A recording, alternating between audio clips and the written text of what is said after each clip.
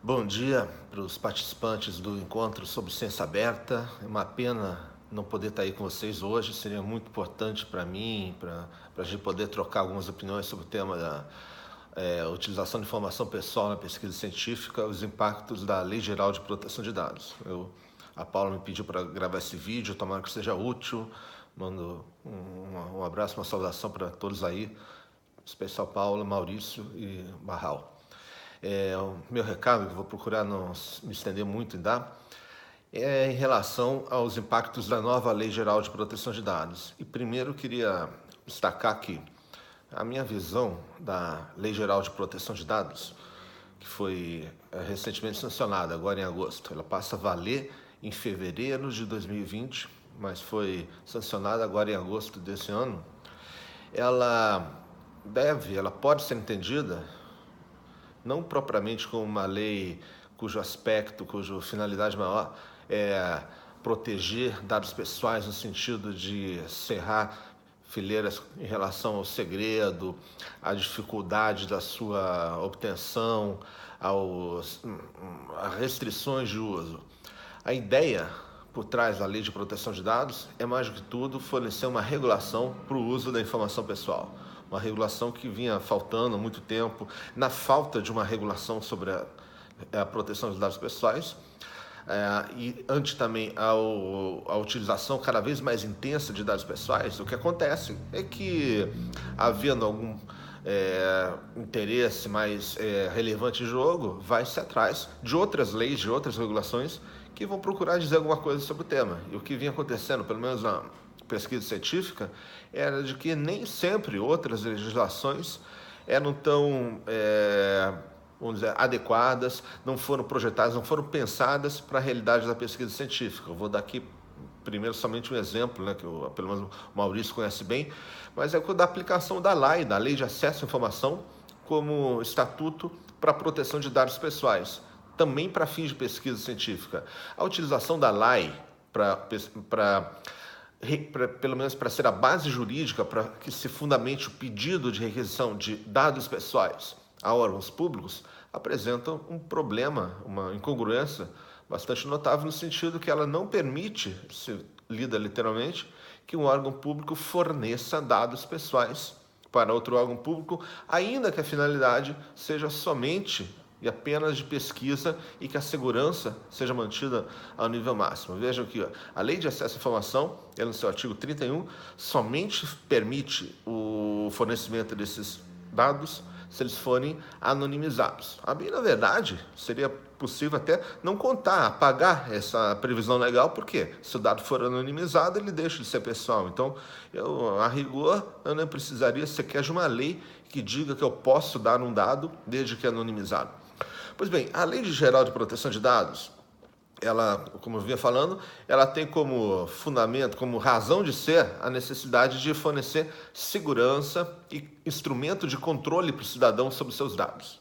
Para isso, ela estabelece uma série de direitos para o titular de dados pessoais e, estabelecendo direitos para o cidadão, que é o titular de dados pessoais, ela acaba tendo um outro efeito bastante claro, que é o efeito de deixar claro para todo mundo que se utiliza de dados pessoais quais são suas obrigações, o que ele pode e o que não pode fazer, e quando aqueles que vão utilizar dados pessoais têm isso de uma forma clara, de uma forma segura, tem essas limitações já asseguradas, já descritas de forma clara, fica muito mais fácil e seguro e até responsável que ele possa utilizá-lo sem medo de estar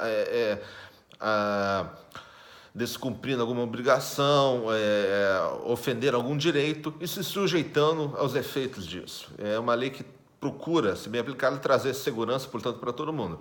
E o paradigma da Lei de Proteção de Dados não é propriamente o do segredo, como já falei antes. O segredo é a omissão, é a restrição da comunicação de uma informação.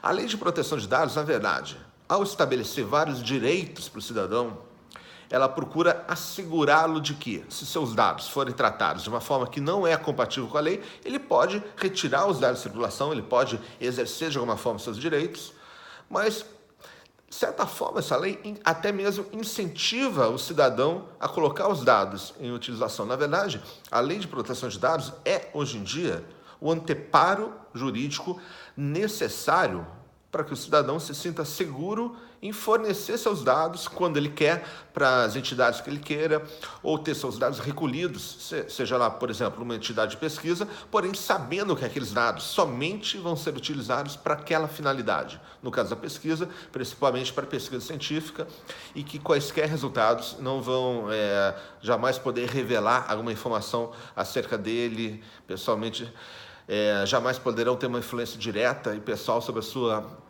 sua vida. Bom, qual é a estrutura dessas leis de proteção de dados, e no que elas podem interessar diretamente?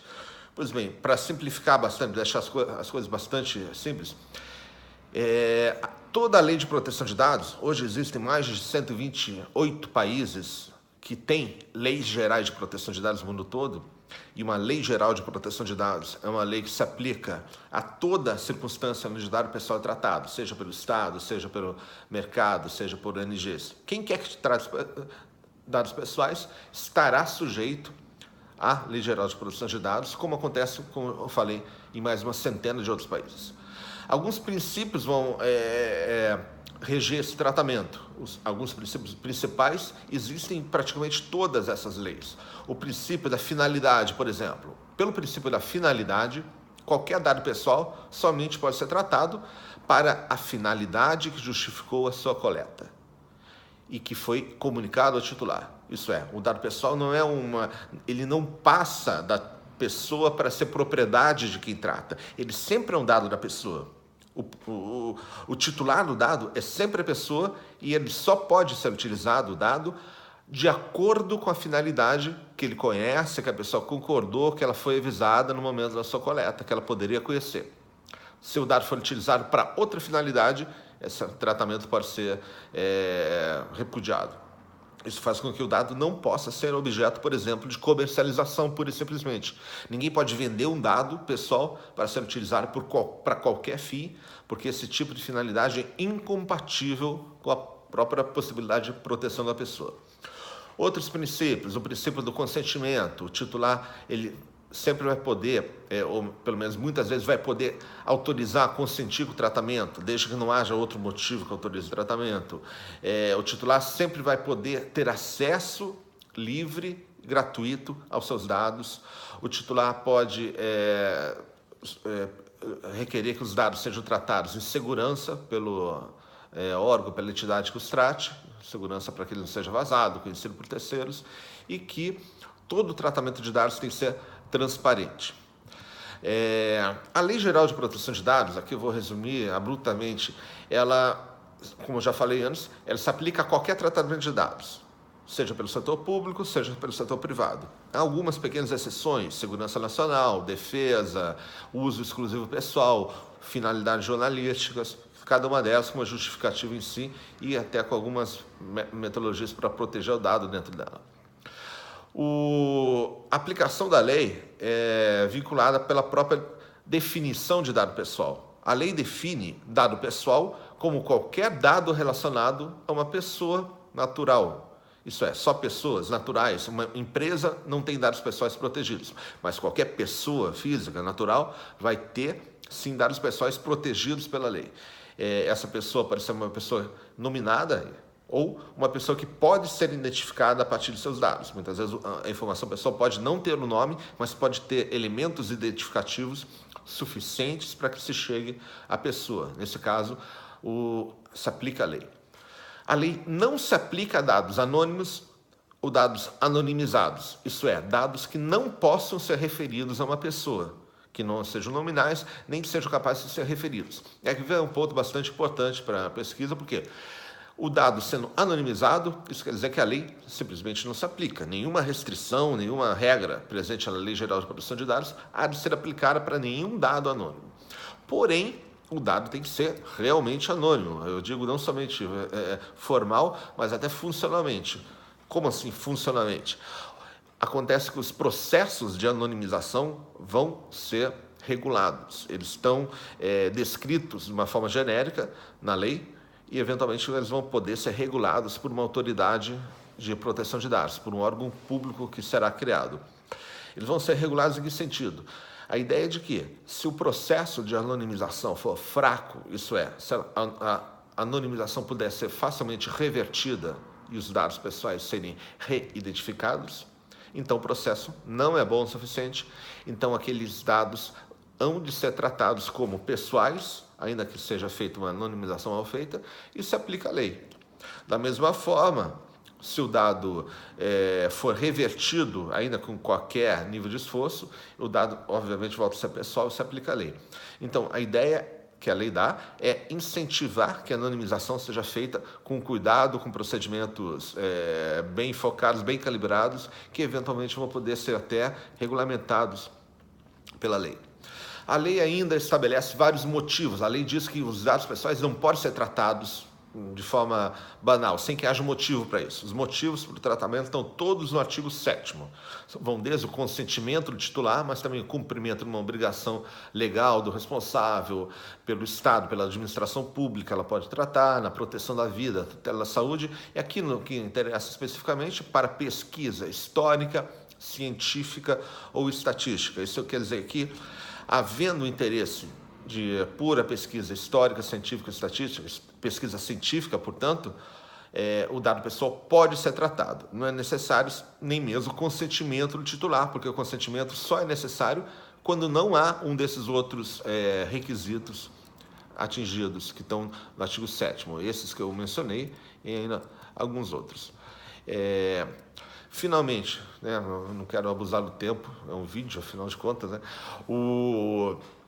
a Lei Geral de Proteção de Dados, ela se debruçou sobre a pesquisa de forma específica em pelo menos 2 pontos, fora a permissão geral do artigo 7º.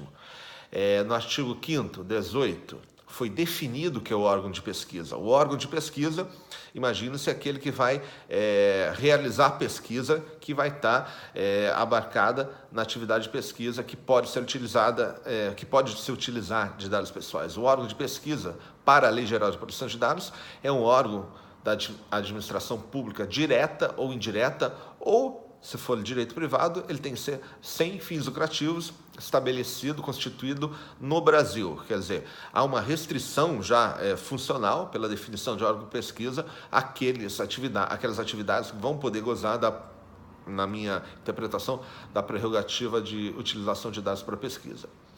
A somar a esta possibilidade geral de utilização de dados pessoais para pesquisa, temos ainda o artigo 13 da lei. O artigo 13 da lei talvez seja um dos mais específicos em toda a lei geral, que, como lei geral, ela não disciplina nenhum setor em particular. Mas aqui no artigo 13, até para aproveitar e solucionar aquele problema, aquela questão que eu mencionei no começo, relacionado ao impedimento que a lei proporciona a que órgãos públicos forneçam dados pessoais para pesquisa, a Lei Geral de Proteção de Dados procurou, de certa forma, readequar a utilização de dados para pesquisa e realização de estudos em saúde pública, não é qualquer pesquisa, porém estudos em saúde pública realizados por órgãos de pesquisa, proporcionou que estes possam, sim, quando for necessário, solicitar a órgão público dados pessoais que só serão anonimizados se for necessário, se for possível. Isto é, se a necessidade do determinado estudo, da pesquisa, demandar que os dados sejam fornecidos em forma nominal, isto é, dados pessoais, eles poderão ser enviados. A responsabilidade por este banco de dados, por qualquer problema de segurança, etc., passa a ser do órgão de pesquisa que recebe os dados. Isso é muito importante porque um fator que impede, que pelo menos desaconselha, entre aspas, muitos gestores a não repassar dados pessoais, muitas vezes é o espectro da manutenção da sua responsabilidade ante, ao mesmo tempo, a perda de controle sobre o dado após seu repasse. Então, no artigo 13 também se preocupou em estabelecer a responsabilidade do órgão de pesquisa, ao meu ver, eliminando aquela do cedente, sempre que um eventual dano não tem a ver com seus atos. Ainda estabelece-se que o órgão de pesquisa responsável pela segurança da informação é a segurança da informação, isso é, medidas para evitar vazamento, acesso indevido, e que uma regulamentação deverá, aliás, estabelecer padrões e procedimentos para a segurança dessa informação, que imagina-se tem que se manter um nível máximo, um nível bastante alto, mesmo porque aqui se prevê o grau de, digamos assim, segredo ou segurança maior de toda a lei. Se prevê que nenhum órgão de pesquisa jamais vai poder publicar qualquer tipo de resultado das suas pesquisas que seja capaz de identificar qualquer das pessoas cujos dados foram utilizados. Então, o dado pessoal que foi enviado ao órgão de pesquisa foi enviado somente como meio, jamais como fim em si. Qualquer finalidade de uso do dado que implique na sua identificação nominal vai estar excluída da possibilidade do órgão de pesquisa. Ele não vai poder utilizar esses dados, quer dizer, ele não vai poder publicar ou utilizar de qualquer forma que demande a sua publicação de forma nominal. E ainda, finalmente, foi estabelecida a possibilidade de pseudonimização dos dados, que é como forma de reforçar a garantia, a segurança. Pseudonimização é um procedimento bastante comum em outros países, em outras leis de proteção de dados, mas aqui no Brasil somente está previsto em relação à saúde pública nesse artigo 13. Pela pseudonimização, estabelece-se que os dados podem ter o identificativo nominal retirado e, a partir daí, tratados para fins de estudo de saúde pública, porém, essa nominação não vai ser jogada fora. Se ela fosse jogada fora, seria uma mera anonimização, mas os dados nominais vão ser guardados em compartimento estanque e, se eventualmente, em algum momento, for necessário a reidentificação, ela vai poder ser feita. Essa é uma medida que não retira o caráter da pessoalidade dos dados. Os dados continuam a ser pessoais, porém há uma, digamos assim, há uma flexibilidade, uma possibilidade de que eles sejam utilizados de uma forma mais densa, ainda que sejam dados pessoais, porque imagina-se que a segurança seja maior, porque todo procedimento tomado em relação a dados que são pseudônimos, a princípio, é um procedimento mais seguro do que se aplicado diretamente a dados pessoais. Então, muito obrigado pela atenção, espero que tenha sido útil, espero realmente poder estar com vocês em outro momento. É uma pena que a gente não possa discutir, seria muito interessante fazer uma discussão em cima disso hoje, mas certamente haverão outros momentos. Muito obrigado pela atenção e um ótimo evento para vocês. Tchau!